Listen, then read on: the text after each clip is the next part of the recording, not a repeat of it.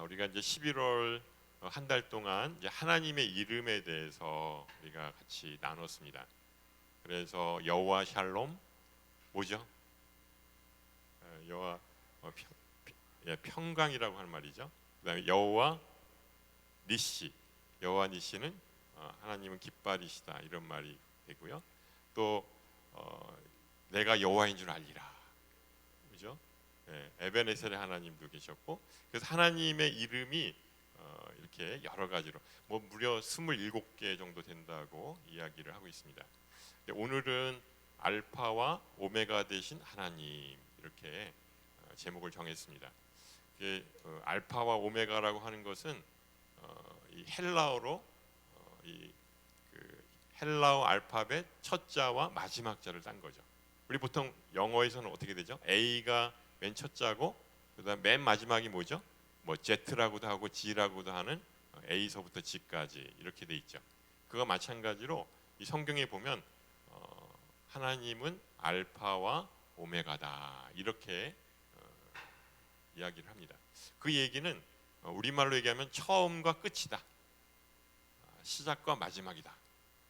처음도 하나님이고 마지막도 하나님이다. 이런 의미를 갖고 있습니다.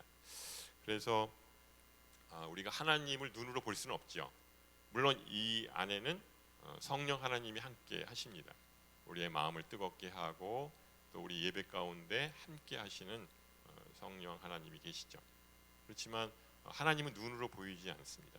또 우리가 죄인이기 때문에 우리가 하나님께 더 가까이 나아갈 수가 없어요. 그렇지만 우리가 하나님을 보고 하나님을 만날 수 있는 방법을 알려주셨는데 그게 바로 이 성경이죠. 그래서 성경은 창세기서부터 우리 오늘 읽었던 요한계시록까지 무려 66권으로 이렇게 이루어져 있습니다. 그러니까 이 성경은 모두가 다 하나님은 어떤 분인가라고 하는 것을 우리에게 알려주고 있죠. 그래서 우리가 하나님을 만나기를 원하시면 성경을 보시면 우리가 하나님을 이제 만날 수가 있습니다. 물론 어떤 분들은 초자연적으로 하나님을 만났다 이런 얘기도 하지만 우리가 보통 우리가 만날 수 있는 방법은 바로 이 성경을 통해서 하나님을 만날 수가 있습니다. 그러니까 이 성경을 우리에게 주신 목적은 바로 하나님을 알려주시기 위함이죠. 우리에게. 그래서 이 성경이 참으로 귀한 것이라고 할 수가 있는 것입니다. 그래서 이제 오늘 이 말씀을 통해서 하나님은 어떤 분이신가, 정말 알파와 오메가가 되시는지를 우리가 한번 살펴보기를 원합니다. 이 성경에 보시면 처음 시작이 어떻게 되죠?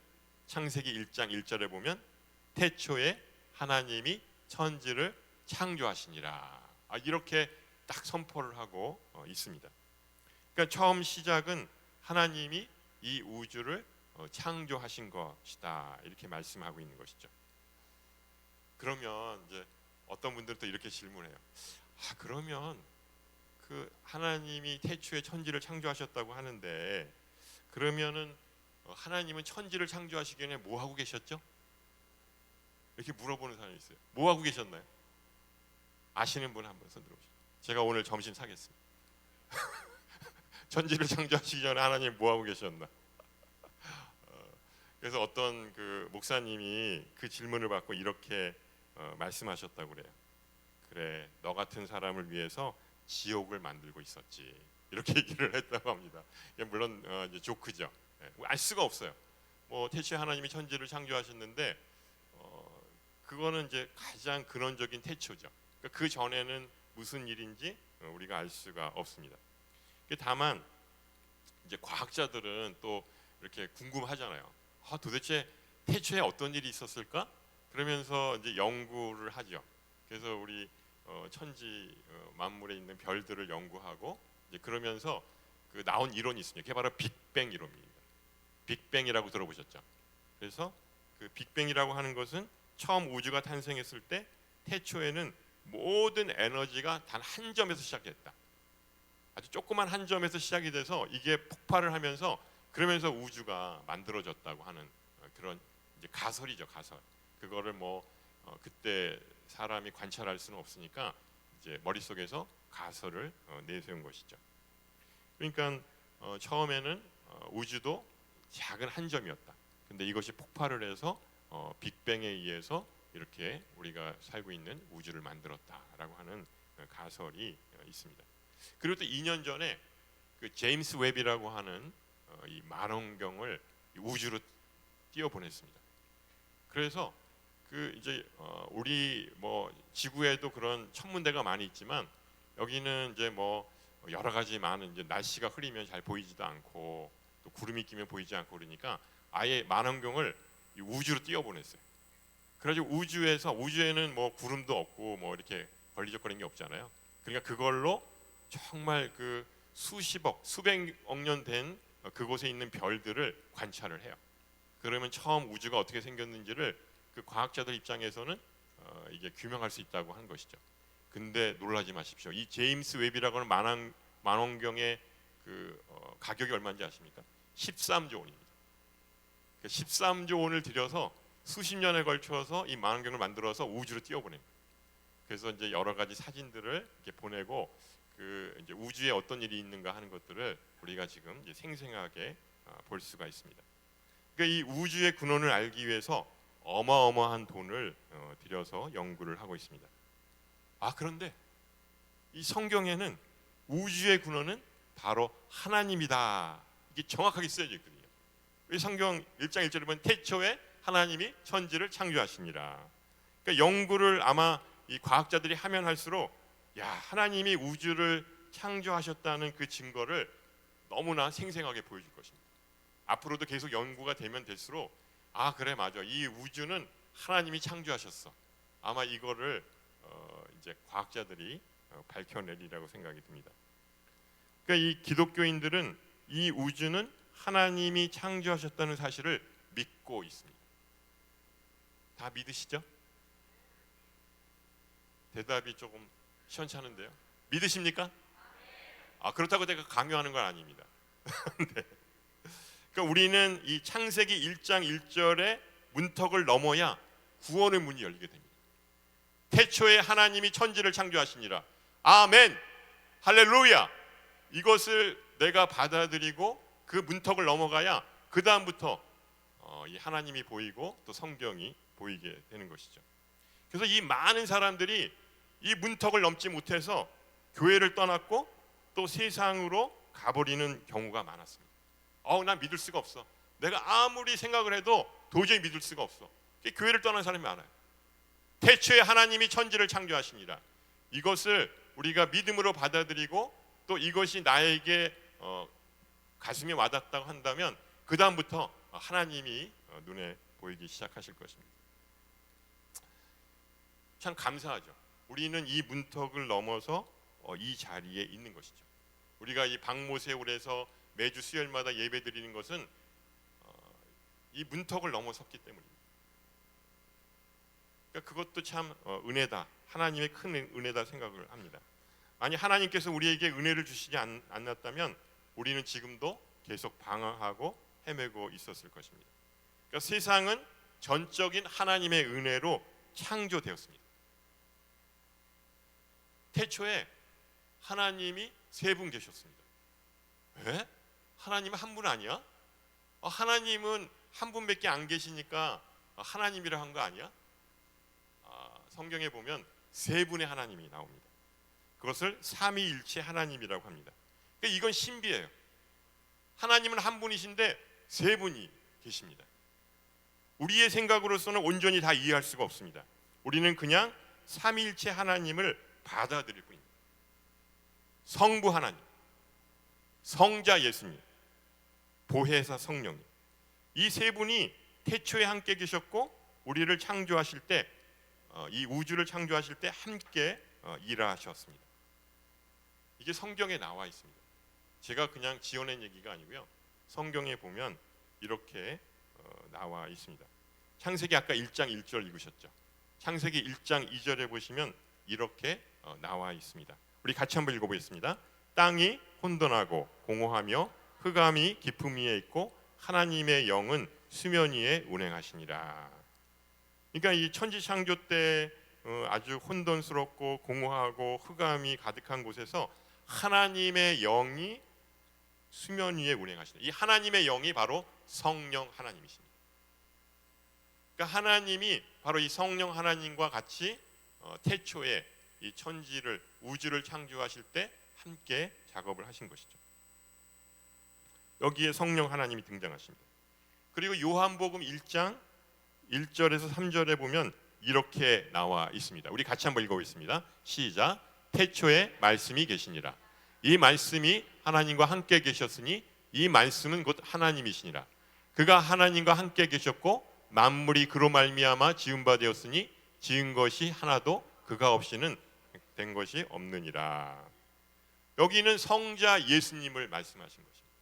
그러니까 이 요한복음은 바로 태초에 말씀이 계시니라. 이 말씀이 바로 성자 예수님이라고 말씀하고 있는 것입니다. 이렇게 태초에 세 분의 하나님이 활동하고 계셨습니다. 근데 이 세 분의 하나님은 완벽하셨습니다. 그 관계가 완벽하셨어요. 성부 하나님, 성자 예수님, 성령 하나님은 완벽한 그런 관계를 이루셨습니다. 그런데 아무것도 부족함이 없는 상태였는데 바로 인간이 여기에 끼어들 여지가 없었죠. 인간은 없어도 됐어요. 그냥 왜? 세 분의 하나님이 완벽하니까, 완벽한 우주를 만드셨으니까 굳이 인간이 필요 없었던 것이죠. 그런데 하나님은 우리 인간을 너무나 사랑하셨기 때문에 인간을 창조하셨습니다. 우리를 만드셨습니다. 너무나도 우리를 사랑하셔서 바로 하나님이 우리를 창조하신 것입니다.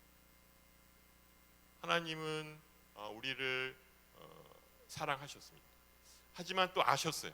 인간이 너무나 부족하고 연약하다고 하는 것을 알았습니다. 그래서 범죄에 빠질 것을 우려했지만 하나님께서는 이를 용납하셨습니다. 우리에게 자유의지를 주셨어요. 그래서 불순종할 자유도 주신 거예요. 우리를 로봇같이 만들지 않으셨어요. 리모트 컨트롤로 우리를 조정하시는 분이 아니에요. 하나님의 형상대로 우리를 만드신 것이죠. 그렇기 때문에 아담과 하와가 에덴 동산에서 하나님과 함께 동행하실 때 너무나 행복하셨어요. 하나님도 아담과 하와 같이 동행하실 때 너무나 행복하셨어요. 하지만 자유의지를 주셨어요. 하나님을 불순종할 자유까지도 용납하신 분이 바로 우리 하나님이십니다. 왜? 하나님은 우리를 너무나 사랑하셨기 때문에. 그래서 지금도 끊임없이 우리를 구원하시기 위한 일을 하고 계신 것이죠. 하나님은 우리에게 끊임없이 사랑을 베푸시지만 우리는 그러한 하나님의 사랑을 받아들이지 못했습니다. 인간 스스로는 하나님을 사랑할 힘도 그런 능력도 없었기 때문입니다. 그래서 어떻게 했죠? 하나님은 우리를 너무나 사랑하시기 때문에 바로 자기 아들 독생자 예수 그리스도를 이 땅에 보내주셨습니다. 그거 외에는 구원받을 방법이 없는 거예요. 온갖 방법들을 다 동원했지만 도저히 인간을 구원할 수 있는 방법이 없었던 거예요. 그래, 마지막 최후의 카드다. 그 아들 예수 그리스도, 독생자 예수 그리스도를 이 땅에 보내주신 것이죠. 자기 아들을 아끼지 아니하시고 우리를 위해서 십자가의 대속의 은혜로 구원하신 것입니다. 이것이 바로 끝없이 우리를 사랑하시는 하나님의 마음인 것입니다. 아담과 하와를 창조하시고 또 에덴 동산에서 함께 동행하실 때 하나님은 더할 나위 없이 행복하고 기뻐하셨습니다. 근데 이러한 완벽한 환경 속에서도 인간은 죄를 짓습니다. 하나님은 우리에게 자유의지를 주셨고 또 우리에게 불순종을 할 자유까지도 용납하셨습니다. 그러나 하나님은 불순종한 우리를 포기하지 않으셨습니다. 그래, 너희도 입게 불순종했으니까 이제 너희들은 나랑 상관없다, 이러지 않으시고요. 우리를 만드신 것을 끝까지 책임지시는 분이 바로 우리 하나님이십니다. 우리를 포기하지 않으십니다. 기어코 우리를 죄에서 돌이키게 하시고 또 회복해 하실 줄로 믿습니다. 그것이 바로 우리를 창조하신 하나님의 열심이요 하나님의 사랑입니다. 하나님이 이 땅에 독생자 예수 그리스도를 보내주시려는 의도를 감추지 않으셨습니다. 그래서 구약에 보면 예수님의 이름이 나오지 않습니다. 그렇지만 마치 베일에 덮여져 있는 것처럼 바로 이 예수 그리스도가 감춰져 있습니다. 창세기 3장 15절에 보시면 이렇게 나와 있습니다. 우리 같이 한번 읽어보겠습니다. 시작. 내가 너로 여자와 원수가 되게 하고 내 후손도 여자의 후손과 원수가 되게 하리니 여자의 후손은 내 머리를 상하게 할 것이요 너는 그의 발꿈치를 상하게 할 것이니라. 여기서 말하는 바로 이 여자의 후손이 바로 예수 그리스도를 나타내기. 이 성경은 하나님의 이야기로 되어 있지만 또 온통 예수 그리스도의 이야기로 가득 차 있습니다. 성경은 하나님이 우리를 너무나도 사랑하셔서 자기 아들 예수 그리스도를 이 땅에 보내셔서 우리를 어떻게 구원하시는가 하는 이야기입니다. 그러니까 단순한 옛날 이야기가 아니고요. 예수 그리스도가 이 땅에 오셔서 어떻게 우리를 구원하셨는가 그거를 기록한 책이 바로 이 성경인 것입니다. 다만 직접 드러내지 않고 베일에 덮여져 있어서 그 베일을 하나씩 하나씩 벗겨내야 알 수가 있는 것입니다. 성경은요 공부를 많이 했다고 해서 깨닫는 책이 아닙니다. 뭐 신학자들만 성경을 깨친 게 아닙니다. 초등학교도 못 나온 권사님들이 이 성경 말씀이 꿀송보다 더 달다고 하는 것이죠. 왜냐하면 이것은 그 베일을 벗기면 누구나 다 알 수 있는 것이기 때문에 그렇습니다. 이 지식의 정도의 차이에 의해서 결정되는 것이 아닙니다. 그래서 하나님의 때에 하나님은 이 구원의 비밀을 하나씩 하나씩 벗겨내게 되십니다. 우리가 창세기를 볼 때 이 하나님은 이 창조의 목적을 창세기에 기록하지 않으셨습니다. 얼마나 좋을까요? 창세기가 50장으로 되어 있거든요. 그럼 50장까지 쭉 쓴 다음에 마지막으로 결론, 창세기의 목적. 우리 보통 수련장 그렇게 하잖아요. 동화전가 보면 다 답이 달려 있잖아요. 이렇게 성경에 되어 있으면 얼마나 편하겠습니까? 그런데 이 창세기의 창조의 목적을 기록하지 않으시고 한참 뒤에 이 선지서로 이사야서에 바로 이 창조의 목적이 기록되어 있습니다. 그래서 이사야서 45장 7절 8절에 보시면 하나님이 창조의 목적을 이렇게 말씀하고 계십니다. 우리 같이 한번 읽어보겠습니다. 시작. 나는 빛도 짓고 어둠도 창조하며 나는 평안도 짓고 환난도 창조하나니 나는 여호와라. 이 모든 일들을 행하는 자니라 하였노라. 하늘이여 위로부터 공의를 뿌리며 구름이여 의를 부를지어다. 땅이여 열려서 구원을 싹트게 하고 공의도 함께 음트게 할지어다. 나 여호와가 이 일을 창조하느니라. 그러니까 빛도 짓고 어둠도 짓고 창세기 1장에 나와 있는 모든 천지 만물을 다 창조하신 거예요. 그런데 또 공의를 만드시고 또 정의를 이 땅에 세우시려고 이 천지 만물을 창조하셨다는 것이죠. 그리고 사람을 지으신 목적도 이렇게 말씀을 하십니다. 45장 18절에 보시면 이렇게 나와 있습니다. 우리 같이 한번 읽어보겠습니다. 시작. 대저 여호와께서 이같이 말씀하시되 하늘을 창조하시니 그는 하나님이시니 그가 땅을 지으시고 그것을 만드셨으며 그것을 견고하게 하시되 혼돈하게 창조하지 않으시고 사람이 거주하게 그것을 지으셨으니 나는 여호와라. 나 외에 다른 이가 없느니라. 그래서 성경은 한 권만 읽어서는 안 돼요. 그 예전에 쪽복음이라고 그래서 이렇게 뭐 마태복음 하나, 뭐 마가복음 하나, 아니면 이렇게 몇 장씩 잘라서 이렇게 성경을 보곤 했는데 그러면 성경이 다른 방향으로 갈 수가 있어요. 성경을 제대로 알려면 전체를 다 읽어봐야 돼요. 전체를 다 읽어보면 하나님의 창조의 목적을 정확히 알 수가 있는 것이죠. 창세기는 바로 시작의 책이라고 했습니다. 그래서 모든 시작이 바로 이 창세기에 기록되어 있습니다. 그래서 우주와 세계가 어떻게 만들어졌는가 하는 것들이 1장에 쓰여져 있습니다. 또 아담과 하와를 창조하셨습니다. 하나님께서 아담을 흙으로 빚으시고 그 코에 생기를 불어넣으셔서 그 생명이 되게 한 거죠. 그리고 하와는 이 갈빗대를 취해서 아담의 갈빗대를 취해서 그래서 하와를 만드셨습니다. 그리고 둘이 결혼했어요. 왜냐하면 자손들을 일단은 낳기 때문에 그렇습니다. 또 둘이서 불순종의 죄로 인해서 하나님은 에덴 동산에서 쫓아냈지만 가죽옷을 입히셔서 그 은혜를 허락하셨습니다. 또 문명과 나라가 시작해 여러 나라들이 시작이 됐고 또 언약 백성, 이 이스라엘 백성들을 택하셔서 하나님의 택한 백성으로 이렇게 시작이 됐습니다. 이 모든 이야기가 바로 이 창세기에 시작이 되었습니다. 그러니까 이 모든 것의 궁극적인 목적은 바로 우리 인간을 구원하시기 위함입니다. 그럼 왜 구원하실까요? 왜 하나님은 우리를 구원하실까요? 불순종하고 죄를 저질렀는데 왜 구원하실까요? 그것은 우리와 영원히 함께 하시기 위해서입니다. 왜냐하면 아담과 하와를 에덴 동산에 만드실 때는 하나님이 함께 계셨어요. 왜? 죄가 없었기 때문에. 그렇지만 그 이후에 죄를 지은 인간은 하나님과 함께 하실 수가 없어요. 하나님과 함께 하시고 싶어도 거룩하신 하나님이 죄인된 인간과 함께 할 수가 없던 거예요. 그러니까 그 인간들을 구원하시기 위함이죠. 그것이 바로 이 성경의 구원의 역사라고 할 수가 있는 것입니다. 결국 우리가 시작을 하나님이 이루신 것처럼 우리의 마지막도 하나님이 당신의 뜻을 따라서 반드시 이루게 하실 것입니다. 태초에 하나님이 천지를 창조하시니 모든 것의 시작은 바로 하나님으로부터 시작이 된 것이죠. 오늘 우리가 읽은 이 본문의 말씀은 바로 이 요한계시록의 말씀입니다. 요한계시록은 성경의 맨 마지막에 나와 있는 책입니다. 아마 이 세상의 마지막은 요한계시록의 말씀대로 이루어질 것입니다.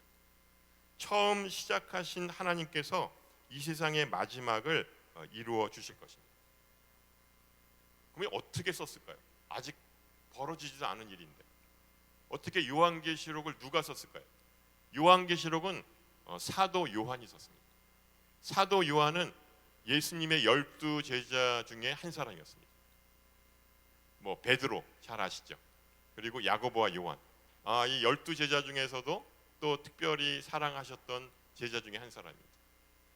이 사도 요한은 요한복음을 썼습니다. 복음서가 4권이 있는데 그 중에 한 권을 바로 요한이 썼습니다.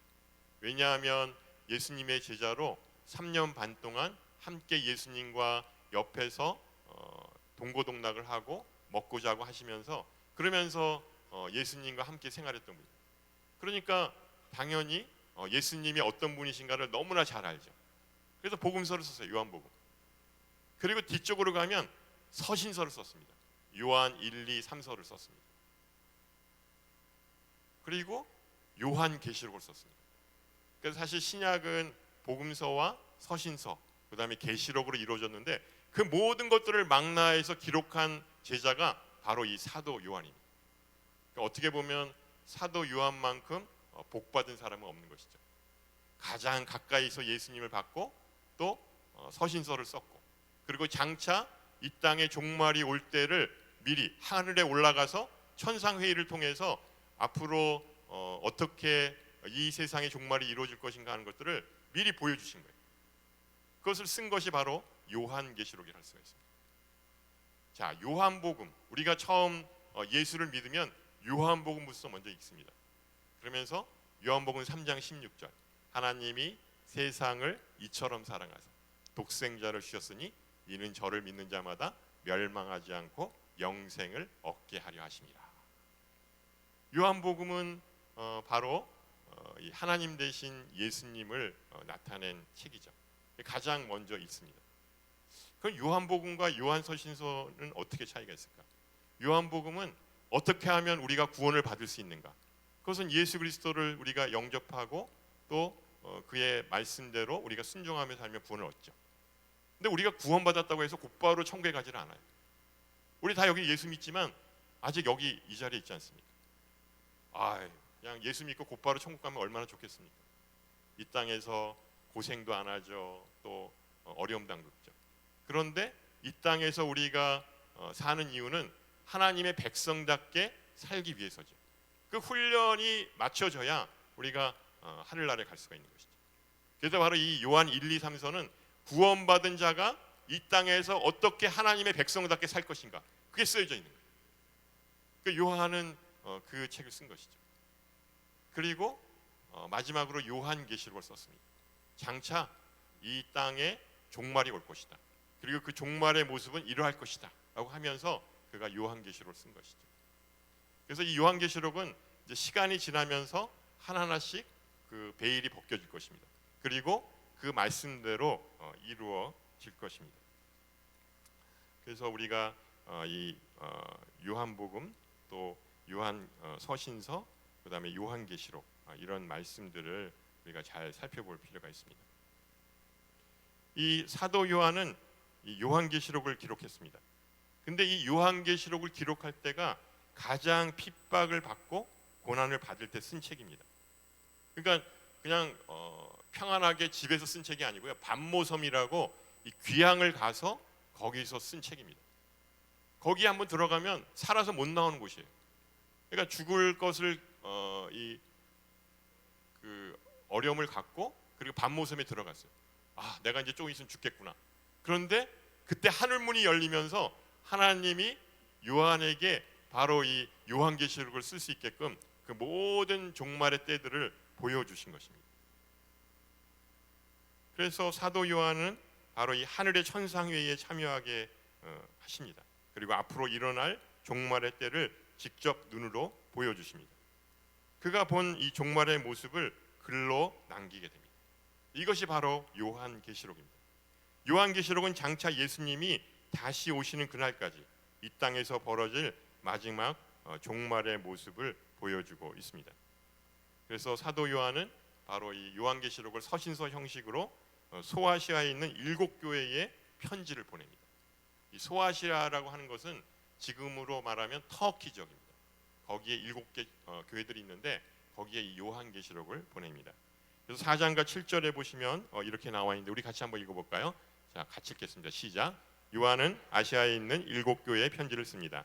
지금도 계시고 전에도 계셨고 앞으로 오실 분과 그분의 보좌 앞에 있는 7영과 충성된 증인이시며 죽은 사람들 가운데서 처음 나시고 땅의 왕들을 다스리시는 분이신 예수 그리스도의 은혜와 평강이 여러분에게 있기를 빕니다. 우리를 사랑하시고 그분의 피로 우리의 죄에서 우리를 해방시켜 주신 분, 우리를 그분의 아버지 하나님을 위해 나라와 제사장들로 삼아 주신 분께 영광과 능력이 세세 무궁토록 있기를 빕니다. 아멘. 보십시오. 그분이 구름을 타고 오십니다. 각 사람의 눈이 그분을 볼 것이며 그분을 찔렸던 사람도 볼 것이며 땅의 모든 민족이 그분으로 인해 통곡할 것입니다. 반드시 그렇게 될 것입니다. 아멘.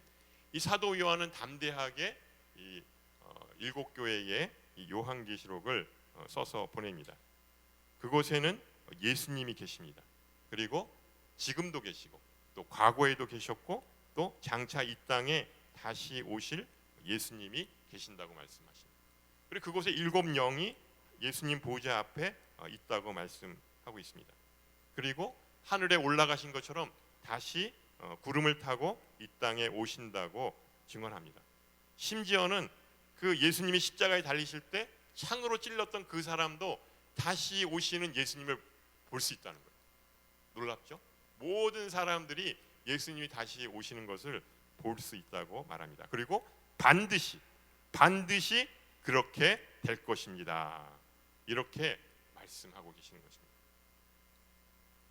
그래서 오늘 8절에 보시면 이제 하나님은 이렇게 말씀하시죠. 나는 알파와 오메가다. 이제도 있고 전에도 있었고 장차 올 자여 전능한 자라 하시다가. 나는 알파와 오메가다. 현재에도 있고 과거에도 있고 미래에도 있고 그렇게 존재하는 전능한 자라고 말씀하고 있는 것입니다. 그래서 우리가 이 말씀을 통해서 알 수 있는 것은 바로 예수님이 하나님이라고 하는 사실입니다. 하나님은 하늘 보좌에 앉아 계시고 예수님은 이 하나님으로 이 땅에 약속하신 대로 재림하시게 되는 것입니다. 그 사도 요한이 이 반모섬에 유배를 간 것 왜 갔을까요? 뭐 죄를 지었기 때문에 갔겠죠. 로마 황제를 숭배하지 않았기 때문에 반모섬에 유배를 간 것입니다. 로마인들은 로마 황제가 알파와 오메가라고 생각했습니다. 로마 황제야말로 세상을 초월하는 신적인 존재다 이렇게 생각한 것이죠. 우리가 지난 시간에 출애굽 당시에 이집트의 파라오가 자신을 살아있는 신이라고 착각한 것 같은 것입니다. 근데 사실 또 그럴 만도 했습니다. 왜냐하면 그때 로마는 지중해 연안에 있는 모든 지역들을 다 지배하고 있었습니다. 그러니까 무소불위의 그런 제국이었습니다. 로마는 정치, 경제, 군사, 예술, 철학 그 모든 것에 절대적인 선이었습니다. 그러니까 로마 시대에 있었던 일들을 생각하면 지금도 우리가 그 영향을 받잖아요. 그리고 모든 길은 로마로 통한다. 그러니까 그때 만들었던 그 길이요, 지금도 자동차가 지나갈 정도로 그렇게 크고 또 견고한 길을 만들었던 것이죠. 왜냐하면 전 세계를 지배하기 위해서 그렇게 길을 닦아가는 것입니다.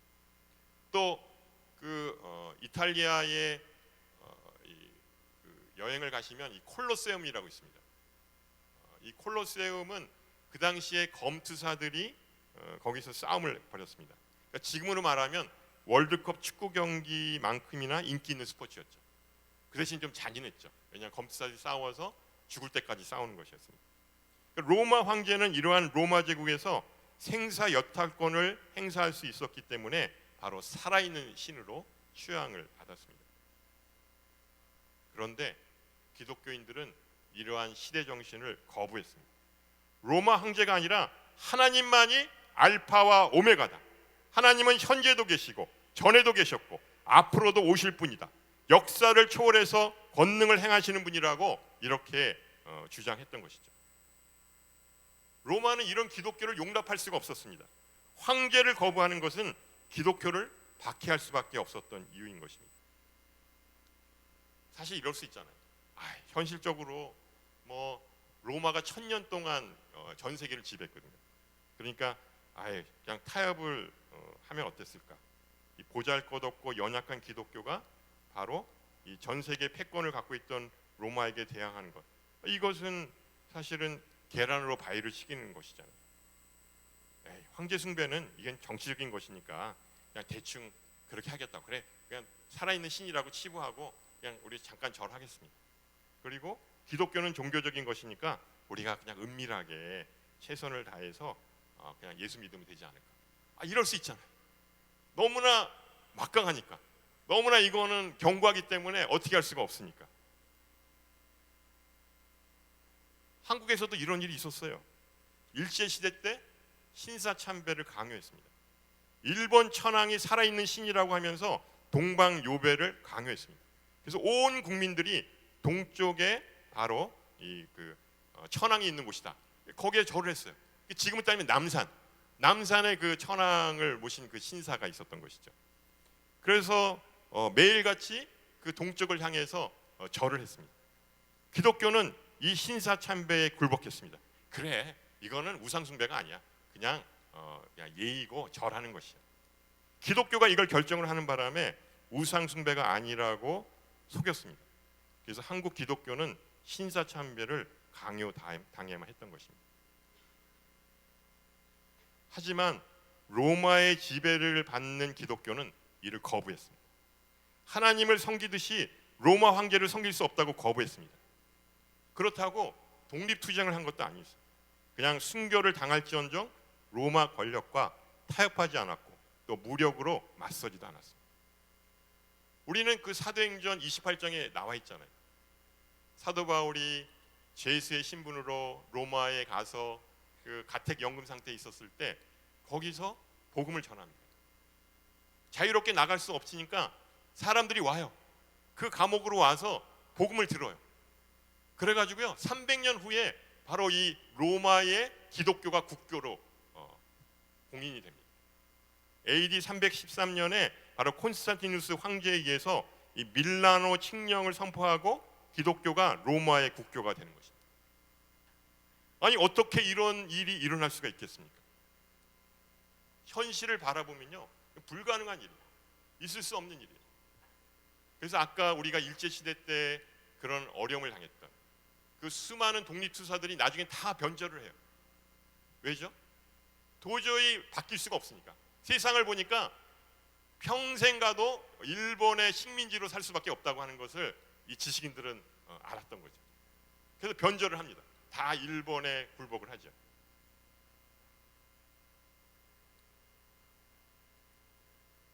현실을 바라보면 불가능한 일이었습니다. 로마는 1000년을 지배했던 패권 국가입니다. 영원할 것 같았던 이 로마가 조그만 팔레스타인에 생긴 이 기독교를 국교로 인정하게 될 것이라는 아무도 상상을 하지 못했습니다. 그런데 이렇게 될 수 있었던 건 뭐죠? 이 기독교가 바로 하나님에 대한 확고한 믿음이 있었기 때문입니다. 그 당시 초대교회는 하나님이 살아계시고 하나님이 우리와 함께 하신다고 그 믿음을 갖고 있었기 때문입니다. 우리는 현실로 살아가는 존재들이 아닙니다. 우리는 뭘로 살아가죠? 우리는 믿음으로 살아가는 존재. 현실을 보면요, 절망할 수밖에 없어요. 낙심할 수밖에 없어요. 하지만 믿음으로 우리가 믿음의 눈을 두면 바로 하나님이 보인다고 하는 것이죠.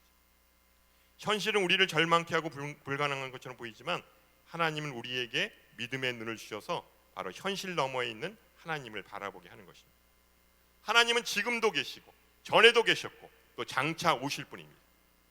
하나님만이 알파와 오메가라고 믿었고 그들은 그 믿음대로 살았고 그것을 선포했습니다. 우리는 이를 믿고 살아가는 하나님의 성도요 백성인 것입니다. 하나님이 오메가라고 하는 말은 하나님이 이 세상을 반드시 완성시키겠다고 하는 말씀입니다. 세상을 바라보면 절망적입니다.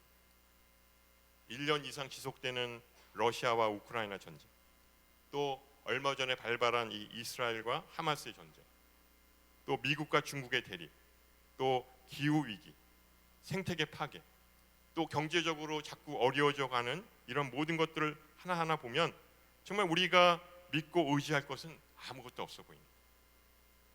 그렇지만 우리는 보이지 않는 하나님을 의지해야 합니다. 이 계시록 21장 1절에 보면 이렇게 나와 있습니다. 우리 같이 한번 읽어보겠습니다. 시작. 그리고 나는 새 하늘과 새 땅을 보았습니다. 처음 하늘과 처음 땅이 사라지고 바다도 더 이상 존재하지 않았습니다.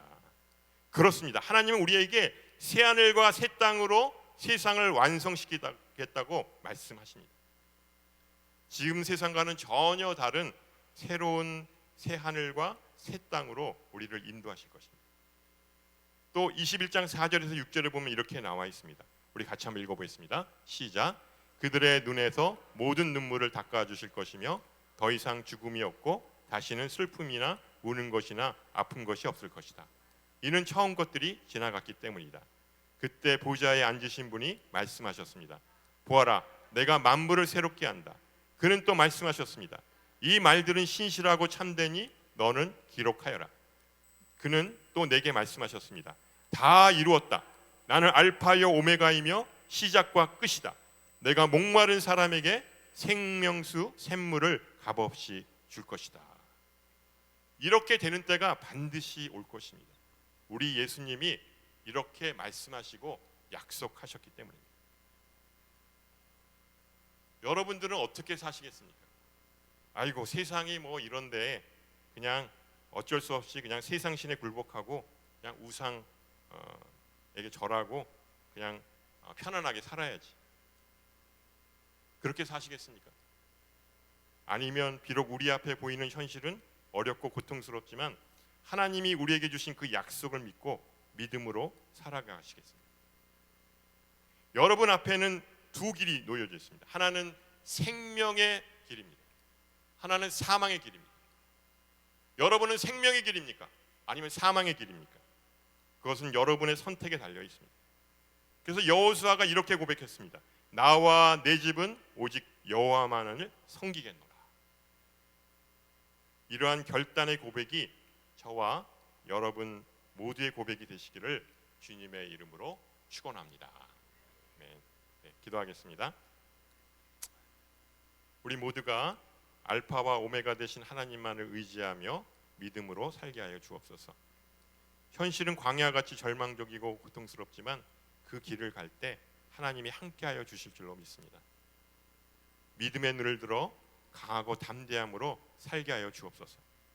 세상 끝날까지 우리와 함께하시고 반드시 이 땅에 다시 오시겠다고 약속하신 그 주님의 약속을 믿고 인내하며 살게 하여 주옵소서. 영원하신 하나님 나라의 약속을 믿고 의지하며 나아가는 우리 모두가 되게 하여 주시옵소서. 감사드리며 이 모든 말씀 예수님의 이름으로 기도합니다. 아멘.